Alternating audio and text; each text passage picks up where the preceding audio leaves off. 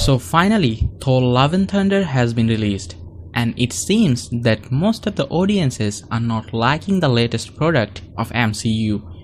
Without Gore, the God Butcher, everything is below average in this movie. The overused comedy is the main reason that the movie has become a one-time watch. Today, we are gonna discuss about the good and bad aspects of the movie in Thor Love and Thunder spoiler-free review. The length of the movie is almost 2 hours, and if we talk about the pace, the movie is felt too rushed.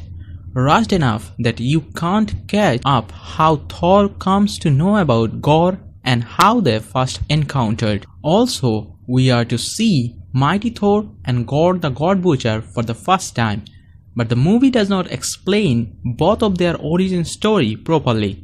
So if the length could be increased more and the characters were given more build-up, the movie might be more interesting.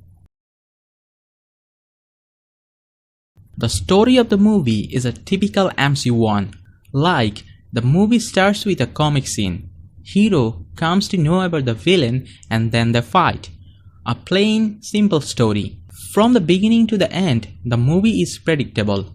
Nothing special, twist and turn can be found from the story. But the biggest negative point is that there are too much comedy used in this movie. Many one-liner jokes and situational comedy that tries to make you laugh. For the overused comedy, the ending of the movie can't create the intensity. Direction, as expected, is like Taika Waititi's other movies. Characters, situations, everything in this movie are presented lightly. We all have watched Thor Ragnarok. Direction here is all the same.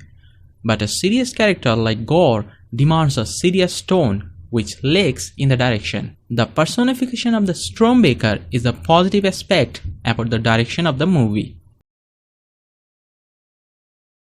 Acting is good enough in this movie, but the bad writing makes all the characters dull except Gore. The main protagonist, Thor, is not represented well in this movie. In the comics, Thor is a serious character, but here, in this movie, most of the times, Thor can be seen cracking jokes. In some moment he is serious, but in the next he becomes oddly funny. This aspect destroys the depth of this character. Female Thor or Mighty Thor is represented well, but after just getting the powers, how she is using that perfectly, that is not explained in this movie. Also, the origin of Mighty Thor is not shown properly with enough screen time. Zeus, Light God, and the other gods are lightly presented, which is not appropriate. When one side, God is killing the gods, on the other side, Zeus is cracking jokes. Valkyrie is not also impactful enough in this movie. The struggle of this character cannot hit the emotions of the audiences. Finally, the main antagonist, Gore the God Butcher, is amazing in this. In spite of the bad writing, Christian Bale's acting makes the character impactful. The dialogue delivery, expression, and the acting, everything is top-notch. Frankly saying, Christian Bale's representation of Gore the God Butcher is the only positive aspect of this movie. The action sequences are good enough, especially Mighty Thor's using Mjolnir is fascinating. But the ending fight scene is not intense enough because of the lack of seriousness in the build-up of the story. The cinematography is very good. Moreover, the visuals, as usual like other MCU movies, are awesome. The fiction seems to appear as real for some times.